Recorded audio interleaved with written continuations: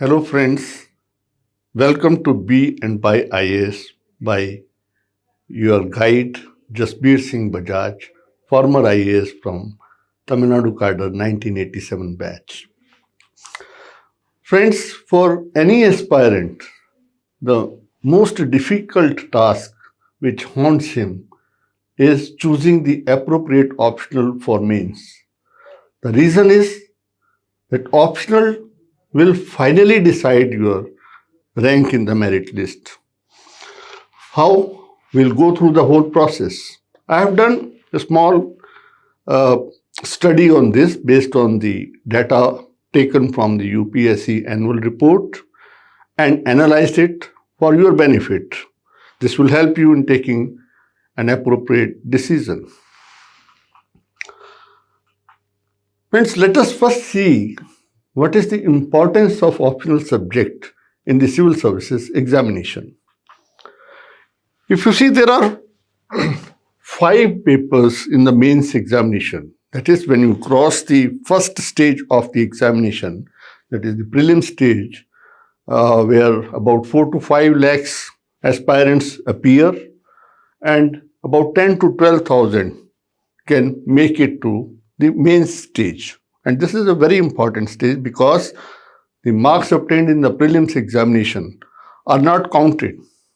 That's only a screening process. But whereas the real selection process starts with the mains. And in the mains examination, you have 4 general studies papers and 1 essay paper. Now, if you look at this analysis, that there is not much variation in the marks in all these 5 subjects which are scored by most of the candidates. How? Now, if we see the average range of marks, we'll see that for all the 4 general studies papers, it's very difficult to get very high marks. It's very difficult to even touch 125. The average range is between 100 and 120. However, in the essay paper, the candidates are able to score little higher and can touch about 150. Now, where the difference lies, that if we look at the total average of all the 7 papers, that is 4 general studies papers, essay and 2 optional papers, optional 1 and optional 2. The candidates are able to score depending on their selection of the optional and the amount of hard work, labor they put. They are able to make the difference here in the scores of the optional subject. It's possible to get 300 and plus marks in both the optional papers. So, when the average range of marks for the first 5 papers is almost in the same range for most of the candidates, it's the optional which will decide whether the person, the candidate, succeeds in the examination or not. So, the target is 300 and plus. So, if you get 300 plus marks in the optional, you have a very fair chance of making it to the final merit list. Now, let us do a little bit of comparison between most commonly optional subjects which are opted by the candidates. We take geography, we take political science and international relations, take public administration, history, anthropology, sociology, and law. I have taken 7 subjects based on the feedback I got from most of the candidates that they opt for one of these subjects. They are most commonly opted subjects. How they are guided? They are guided by various suggestions They are must getting suggestions from those candidates who have already succeeded or those who are preparing along with them, and sometimes also by their teachers. Now, if we look at the data provided in the 69th annual report of the UPSC, you will find that in most of the subjects, among these 7 subjects, the success ratio means the number of candidates who have taken this optional and those who have succeeded, that is, finally made it to the final merit list. The success rate is almost less than 10% for 6 out of 7 subjects.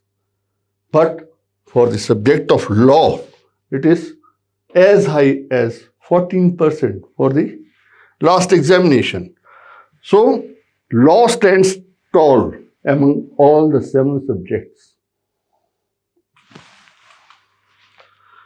Now, let us have the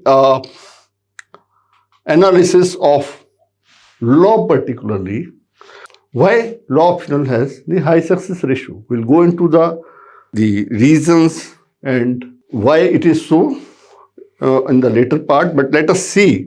Except for, I have taken the data for the past 6 years, starting from 2012 to 2017, except for 1 year when there was an abnormal drop in the marks, the success rate. In all other years, that is 5 out of 6 years, continuously in one succession, we find that the students who have opted for law as the optional have been able to score very high marks, among the highest among all the other optionals. It has been as high as 24.3% in 2013, and as I told you, in 2017, the success rate is 14.1%. Now, having seen that law is a high-scoring subject, let us get into some of the reasons why we should opt for law as an optional. First thing is the relatively small size of the syllabus. The paper 1 consists of constitutional law and administrative law and international law. So only 3 parts are there in paper 1. Paper 2, you have law of crimes, law of torts, law of contract and mercantile law, and contemporary legal developments. Now, if you further analyze the syllabus, you will find that 7 major laws cover almost 70% of the total syllabus, and rest 30% is covered by the minor laws. So, you have lot to focus upon, lot to concentrate upon, and then covering most of your syllabus. The major part of your syllabus is covered by only 7 major laws. So, they are coverable in just 3 to 4 months span. So, within the limited time available to you, you can prepare very well. So, you get more time for extensive studies, more focused studies, with higher chances of getting high marks, more marks. Now, let us see another advantage of law optional. That is, it's overlapping with the other 5 papers. How? Now, law optional has got overlapping with general studies paper 2, 3, 4, and also the essay paper. Let's analyze that. Let's first see the overlapping between law optional and the general studies paper 2.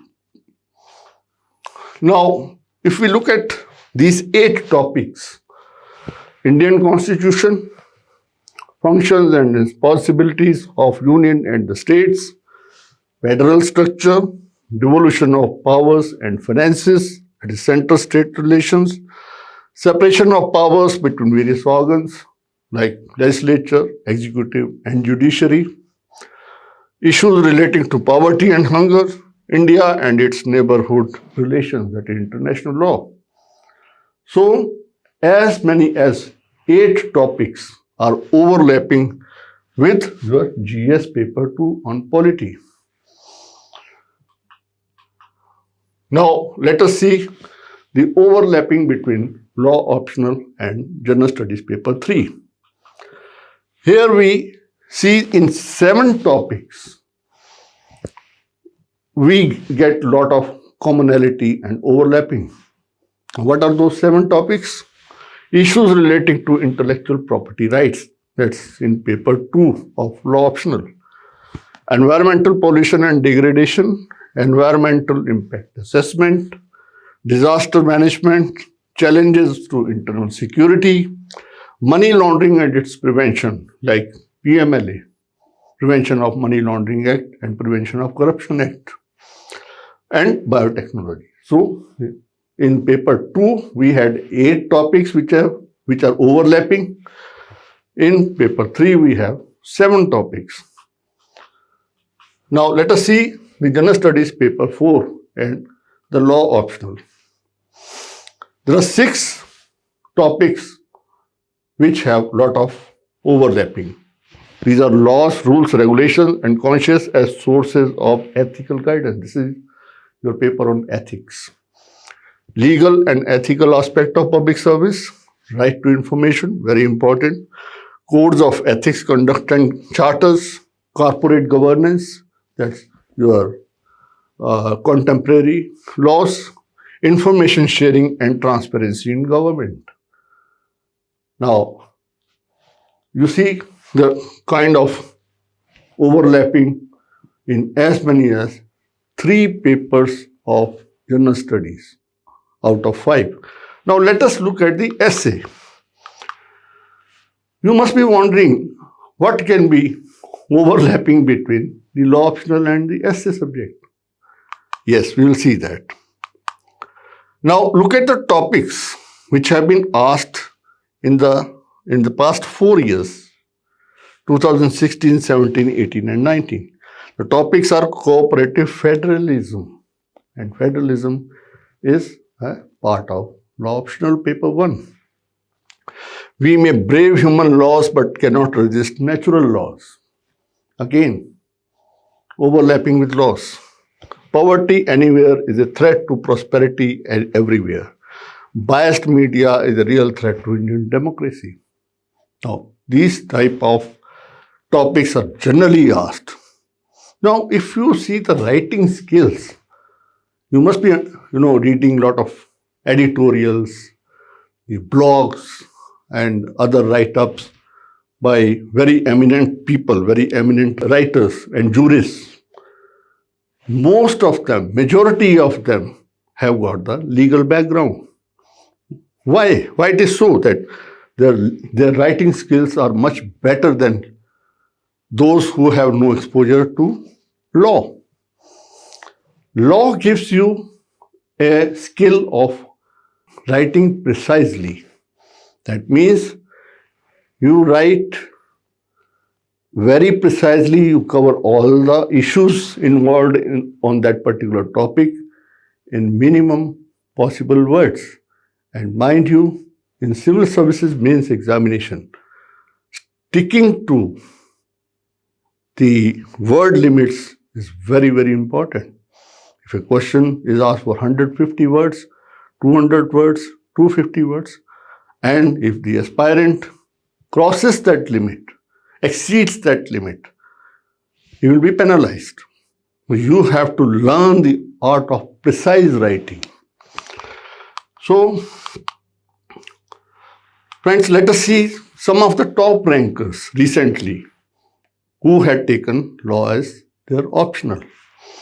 2017, you had rank 9, top ranking means the first 10. In 2018, rank 6 and rank 8. So that means with law optional, you have a better chance of scoring very high scores and then coming out successfully in the examination. Now, I term law as learn the art of writing. As I earlier mentioned, it is the art of writing which the skill you get when you prepare for the law optional. And I'll guide you how to master the skill of precision writing. Friends, I had myself opted for law in 1986 examination, and I tell you that I was not a law graduate at that time, but I had mastered the skill of writing, and that skill I will be passing on to you. I will be personally guiding all my law optional students and particularly train them on this, learning the art of writing. I hope this will benefit you a lot in taking a rational and logical decision while selecting your optional subject. And I will be always available to guide you. I have 2 masters in law and a number of certificate courses in the contemporary laws, including one from a law school in USA on international taxation. So I welcome you all once again to be and buy IAS, be my aspirants, be my candidates, and I will, through all these skills, take you to the path of success. Thank you.